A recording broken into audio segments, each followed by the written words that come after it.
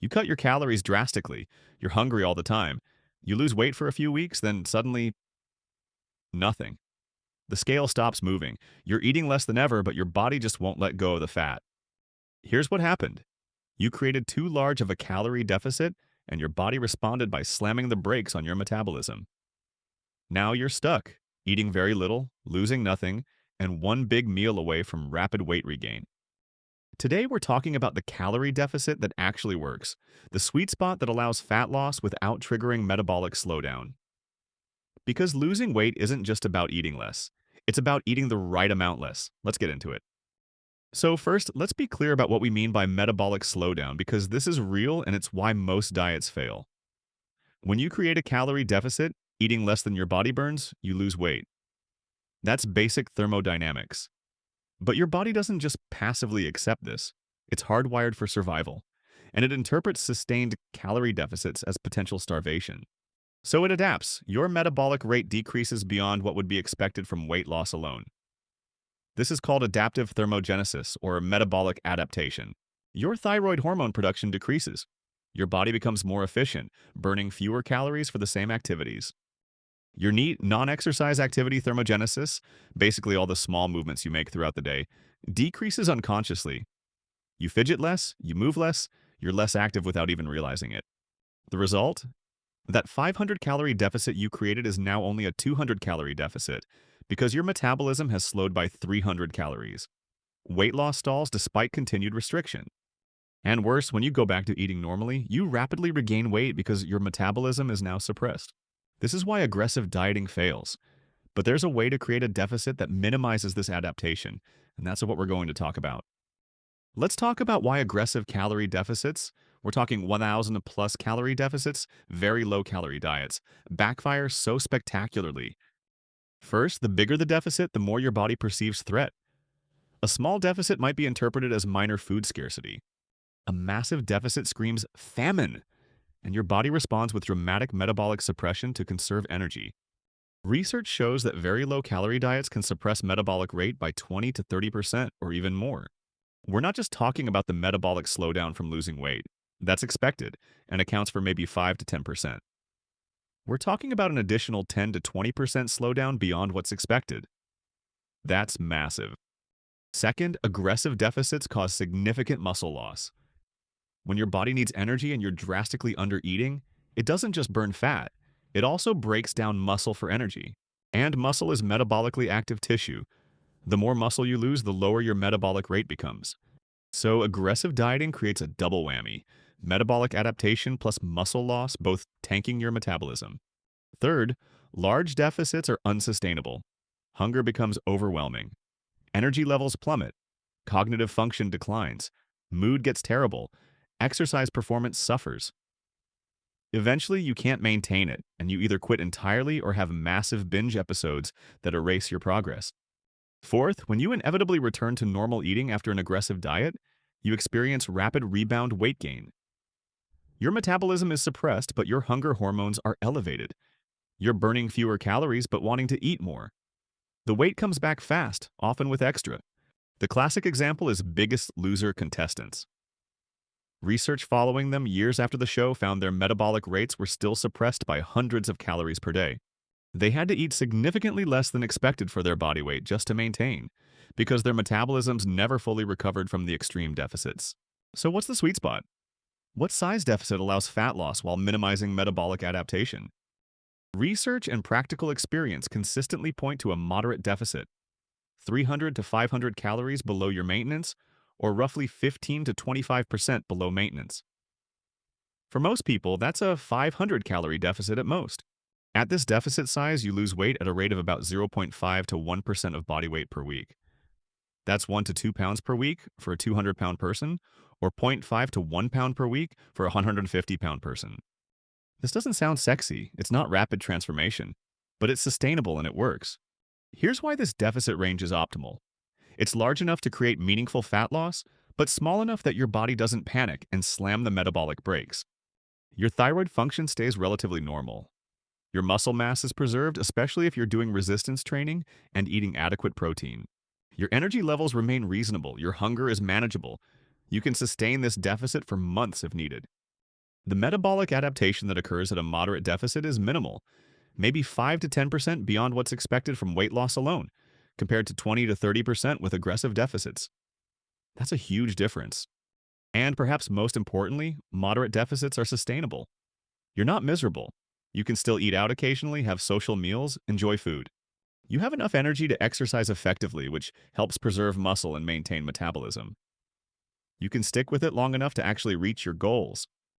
The slower rate of weight loss actually becomes an advantage because you're building sustainable habits instead of white-knuckling through extreme restriction that you'll eventually abandon. Let's dig into why moderate deficits produce better long-term results than aggressive ones, because this is counterintuitive for many people. First, muscle preservation. When you're in a moderate deficit, especially combined with strength training and high protein intake, you can lose almost exclusively fat while preserving muscle. This keeps your metabolic rate high. In contrast, aggressive deficits cause significant muscle loss, even with perfect training and protein intake. Second, adherence. The biggest factor in diet success isn't which diet you follow, it's whether you can stick to it. A moderate deficit is infinitely more sustainable than an aggressive one. You can maintain it for the 12 to 24 weeks often needed to lose significant fat. Aggressive deficits? Most people can't even make it 4 to 8 weeks. Third, performance maintenance. With a moderate deficit, you can still train hard. Your workouts don't suffer dramatically. You can lift heavy weights, which is crucial for maintaining muscle. With aggressive deficits, training performance tanks. You're too tired, too weak, too depleted to train effectively. Poor training means more muscle loss and worse body composition results. Fourth, hormone preservation. Moderate deficits have much less impact on thyroid hormones, testosterone, and other metabolic hormones compared to aggressive deficits. This means less metabolic suppression and better maintenance of muscle mass and energy levels. Fifth, psychological sustainability. Aggressive dieting is psychologically brutal.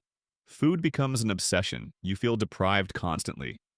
This often leads to binge-restrict cycles that are incredibly damaging. Moderate deficits allow more psychological flexibility and a healthier relationship with food. And finally, the math actually works out better. Yes, an aggressive deficit creates faster initial weight loss. But when you factor in metabolic adaptation, muscle loss, poor adherence, and inevitable rebound, you often end up in a worse place 6 months or a year later. A moderate deficit sustained for months beats an aggressive deficit you quit after weeks. Now let's talk about specific strategies to maximize fat loss while minimizing metabolic adaptation, even within a moderate deficit. First, prioritize protein aggressively. Aim for 0.7 to 1 gram per pound of body weight daily. High protein preserves muscle mass during deficits, increases satiety so you naturally eat less, and has the highest thermic effect of all macronutrients. You burn more calories digesting protein than carbs or fat. For someone in a deficit, I'd go even higher. Aim for 1 gram per pound of goal body weight or current lean body mass. This is your insurance policy against muscle loss. Second, strength train consistently. Lift weights at least 3 times per week with progressive overload. This sends a signal to your body that muscle is needed and shouldn't be broken down for energy. Without this signal, your body has no reason to preserve muscle during a deficit. Keep the weights heavy, or as heavy as you can handle while maintaining good form. Focus on compound movements that work multiple muscle groups. This is not the time for light weights and high reps. You need to give your body a reason to keep that muscle. Third, don't add excessive cardio. Moderate cardio is fine. Walking is great. 2 to 3 moderate intensity sessions per week are okay. But don't try to create your entire deficit through cardio. Excessive cardio, especially in combination with a calorie deficit, increases cortisol, accelerates muscle loss, and can worsen metabolic adaptation. Create the deficit primarily through diet, not through killing yourself with cardio. Fourth, eat enough carbs to support training. Very low carb approaches can work, but for most people, adequate carbs help maintain training performance, support thyroid function, and make the deficit more sustainable. Don't fear carbs, just choose quality sources like rice, potatoes, oats, and fruits. Fifth, incorporate refeeds strategically. Every 7 to 14 days, have a day where you eat at maintenance calories, with the extra calories coming primarily from carbs. This provides a psychological break, can help normalize hunger hormones temporarily, and may slightly mitigate metabolic adaptation. It's not a cheat day. It's a planned, controlled refeed. Sixth, prioritize sleep. Poor sleep tanks testosterone and growth hormone, increases cortisol, increases hunger, decreases satiety, and worsens insulin sensitivity. All of these accelerate muscle loss and metabolic adaptation. Aim for 7 to 9 hours nightly. And seventh, manage stress. Chronic stress plus calorie deficit is a recipe for metabolic disaster. High cortisol promotes muscle loss and metabolic slowdown. Find stress management practices that work for you. Let's talk about when to adjust your approach because even moderate deficits eventually require adjustments. If you're losing 0.5 to 1% of body weight per week consistently, you're in the sweet spot. Keep going. But if weight loss stalls for 2 to 3 weeks despite perfect adherence, your body has adapted and your actual deficit has decreased. Don't immediately cut calories more. First, check adherence. Are you really in a deficit or are you underestimating intake? Track meticulously for a week. If adherence is solid and you're truly in a deficit but not losing, consider a diet break. A diet break is 1 to 2 weeks eating at estimated maintenance calories. This allows your metabolism to recover somewhat, normalizes hunger hormones, provides a psychological break, and can actually accelerate fat loss when you return to the deficit. Research shows that intermittent dieting, periods of deficit alternated with periods at maintenance, can produce similar fat loss to continuous dieting with less metabolic adaptation. After 12 to 16 weeks in a deficit, even a moderate one, consider taking a 2-week diet break at maintenance before continuing. This prevents the accumulation of metabolic adaptation and makes long-term fat loss more sustainable. Here's the bottom line. The calorie deficit that actually works long-term is a moderate one, 300 to 500 calories below maintenance, producing 0.5 to 1% body weight loss per week. This isn't the fastest approach. You won't lose 20 pounds in a month, but you'll lose fat while preserving muscle, maintaining your metabolism, sustaining energy levels, and building habits you can maintain. You'll actually reach your goals and keep the weight off instead of yo-yo dieting forever. Combine that moderate deficit with high protein, consistent strength training, adequate sleep, and stress management, and you've got a formula that actually works without destroying your metabolism.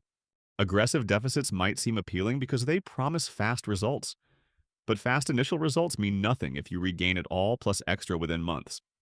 Slow and steady wins the race, not because it's more virtuous, but because it's actually effective. If this was helpful, hit like and subscribe for more no BS fat loss content. Comment: what size deficit have you been using and how's it working? Thanks for watching, and lose fat smarter, not harder.